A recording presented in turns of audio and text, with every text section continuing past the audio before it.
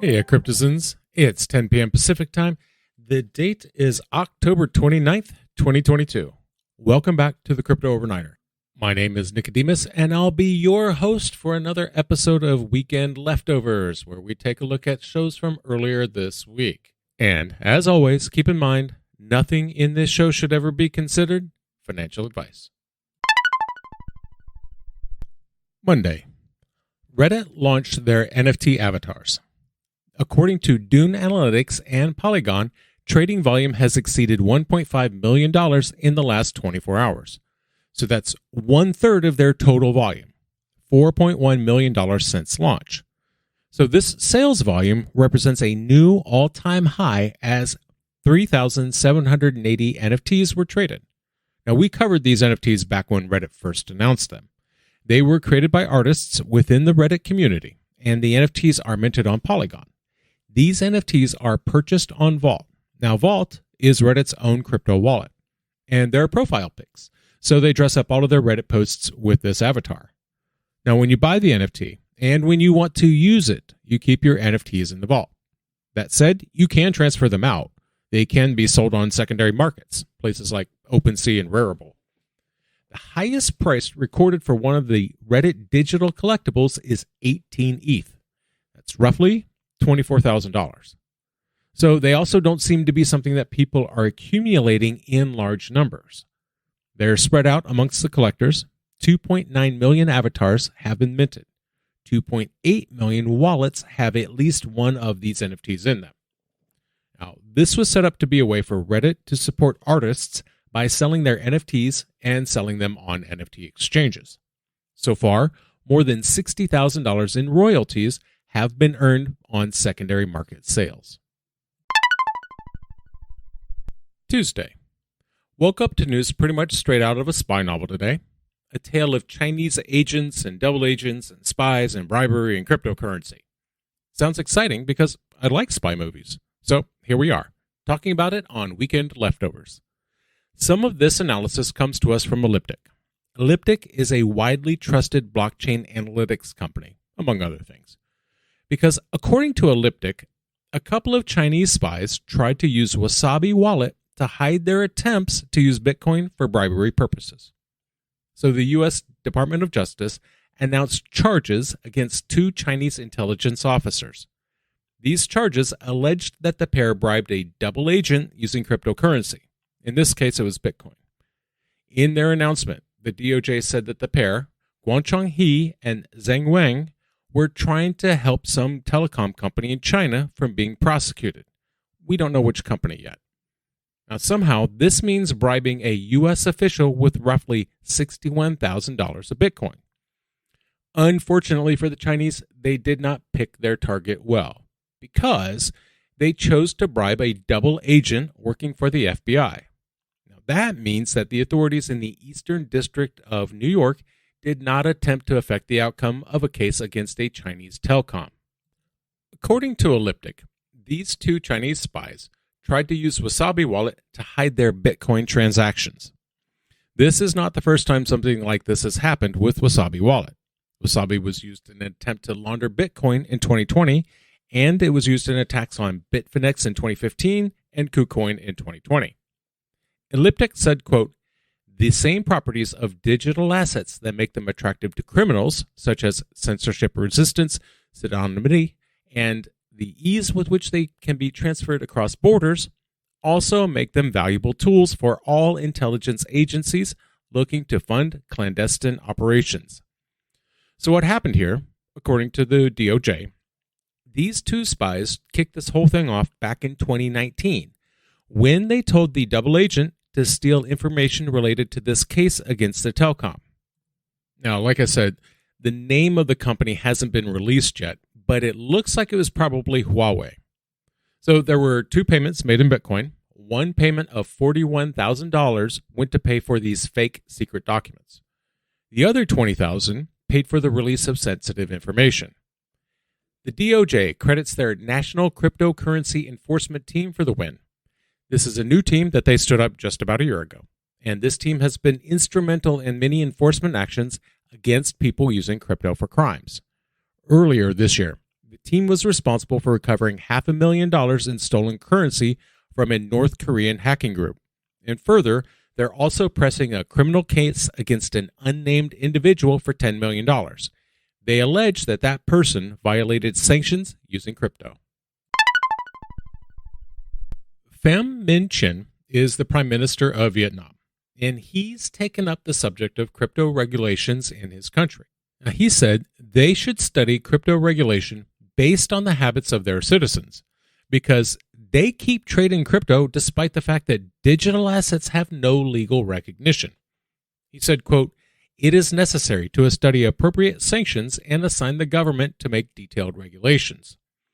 This comes from an October 24th report from VN Express. Chin hinted at, during their anti-money laundering bill, that it should have an amendment on virtual currencies, specifically because people keep trading them. So, he suggested the Vietnamese government should start looking into crypto to address its role in financial crimes. A report by Chainalysis released last month showed Vietnam was first in terms of crypto adoption in 2021 and 2022, 2 years in a row, ahead of every other country on the planet.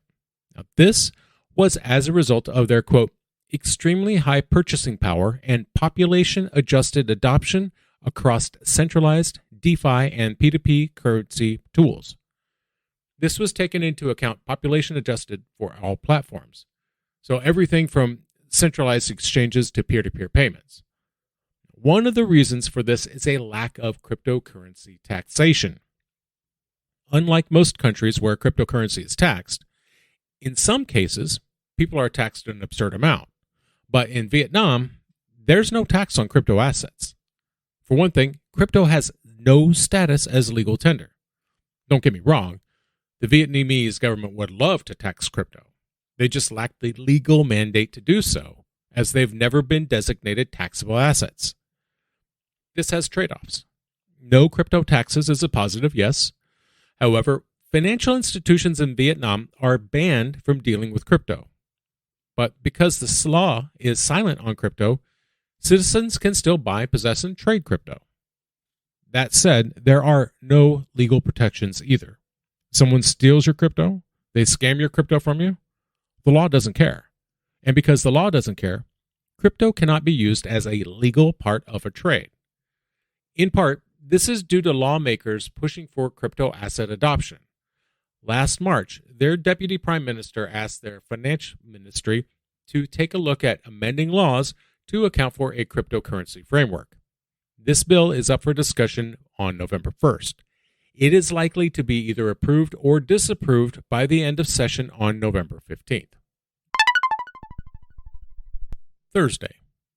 The Office of the Comptroller of the Currency in the United States announced that they were creating a new office early next year. The Office of Financial Technology will swallow up the 6-year-old Office of Innovation that was set up in 2016. It will be helmed by a Chief Financial Technology Officer, and they will report to the Senior Deputy Comptroller for Bank Supervision Policy. Now, we don't talk too much on this show about the Office of the Comptroller of Currency, or OCC.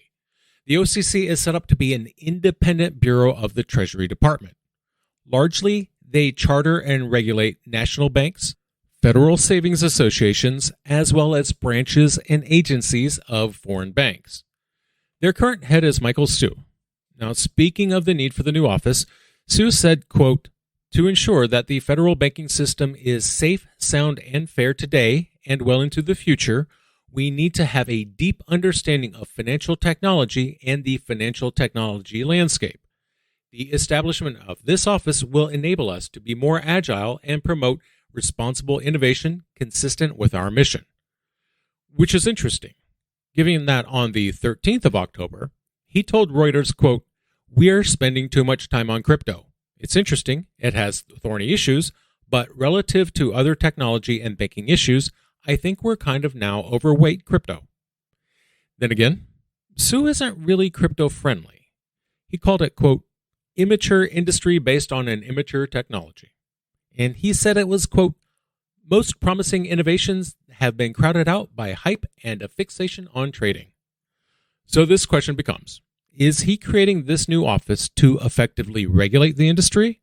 Or is he just creating a place to shove all of the crypto-related concerns and not really have to deal with them? Sweep them under the rug, put them in oubliette so nobody remembers them. It's hard to say. Although we do know that he has warned against going too easy on regulating crypto.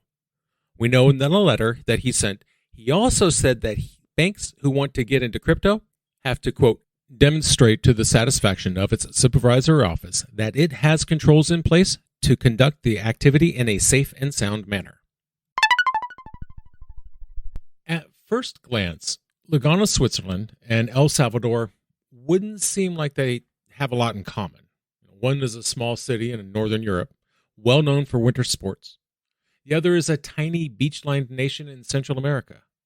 That said, strange bedfellows or not, Lugano and El Salvador have signed an economic cooperation agreement. Now, what this means is that these two pro-crypto entities have signed a memorandum of understanding on economic cooperation at Lugano's Plan B event. It was there that Lugano's mayor brought El Salvador's adoption of Bitcoin into the proceedings as part of the motivation for the agreement. And this agreement means that El Salvador can build a physical government presence in Lugano in effort to, quote, foster cooperation with educational and research institutions. Joaquin Alexander Maza Martelli is El Salvador's ambassador to the UN's office in Geneva. He said, quote, the use of Bitcoin and blockchain technology creates new opportunities for growth and investment that can benefit our communities. It is a new alternative financial and exchange tool that fosters trade and the provision of services in a globalized world. With this agreement, El Salvador is now much closer to Europe. Interesting thought here. As part of their Plan B initiative, Lugano plans to let their citizens use Bitcoin, Tether, or LVGA tokens as legal tender in the shops and businesses around the area. Also, for government payments like taxes and fees and parking tickets. So now you have these two political entities who are very friendly, and they have adopted a non-sovereign currency, both of them independently. And now they've entered into a formal economic agreement. How long until you start seeing more of these crop up? What if they extend their economic alliance towards deeper cooperation involving Bitcoin? For example, what if El Salvador decides that, hey, there's no taxes from Lugano, but only if those goods are paid for in Bitcoin? Could that be how adoption happens? Because you could have the same kind of thing with like the Central African Republic. That's an entire country that has adopted crypto, but they're kind of economically cut off. Maybe this kind of economic agreement could be what brings them out. So maybe that's how we do get to full adoption. Not with a grand proclamation from top-tier economies, but little agreements through small places. Tether's backing this play heavily. They announced in March that they were creating a fund of up to 100 million Swiss francs. This will help fund blockchain startups in Lugano.